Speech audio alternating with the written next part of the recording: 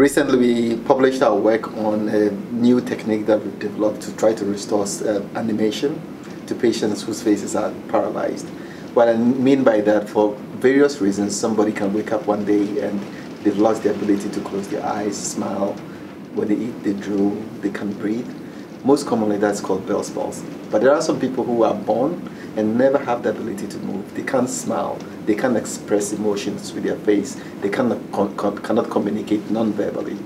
And there are other people who, as a result of a cancer or a tumor, a common one being an acoustic neuroma, will have surgery and their facial nerves are injured. And going into surgery, their faces move normally, but they wake up and they can't move their faces. They can't smile, they can't blink. You can imagine what trauma this can be to a person. So we've dedicated our research and our clinical work to try to restore faces that move and work and express themselves when such unfortunate issues happen. We worked on a technique called a multi-vector gracilis flap. A multi-vector gracilis flap is a technique of moving muscle that normally exists in the thigh, and then technically teasing that muscle up into multiple fascicles, and then trying to use that muscle to replace a lot of the muscles that are paralyzed in the face. Our goal is to not just restore some form of movement to the face, but really to be able to allow the person to express joy. When they smile, their eye is squinting. When they smile, their lips move, the corners of the mouth move, you can see their teeth. And it really, it becomes a spontaneous thing that elicits a response from the people who are observing.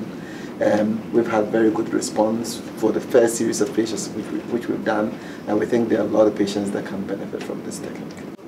We have a comprehensive approach to looking at the face that is not moving or is paralyzed. It's very common for me to hear on a weekly basis someone who has had his face paralyzed for years, and then they will come to tell us, you know, we read this story about a new technique. We never thought anything could be done for us because I've had this problem all my life. That's the message we want to send out to patients and to physicians, that any kind of paralysis in the face, there is actually something that can be done. So we never want patients to walk around without the hope that nothing can be done. The techniques we have sometimes are as simple as rearranging muscles in the face. Sometimes it's just moving one nerve from one place and repurposing it for others. And other times it will be going somewhere else in the body to move muscles, as the multi-vector gracilis flap is. So for every kind of facial paralysis, we do have an option. There are patients who have suffered from Bell's palsy. Bell's palsy is probably one of the most common reasons that people get paralysis of the face. You wake up one day, face doesn't move. Majority of patients with Bell's palsy tend to recover, and so people take it for granted. They would see a physician, they will get steroids, they will get antiviral medications, and they'll be told that, you know, you're probably going to recover. And we see them a year and a half later, and their faces are frozen.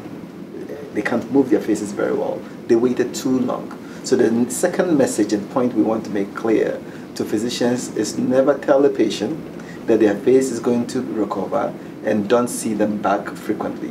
They should be seen early enough, because when we intervene early, we can do simple things to restore their faces. So 2 points. 1, never tell a patient that there's nothing that can be done. And 2, don't hold on to patients too long, because the sooner we see them, the better we can intervene. One way to summarize this is that as far as the face is concerned, time is muscle. The longer you wait, the more muscle you lose, and the more complicated the solutions will be.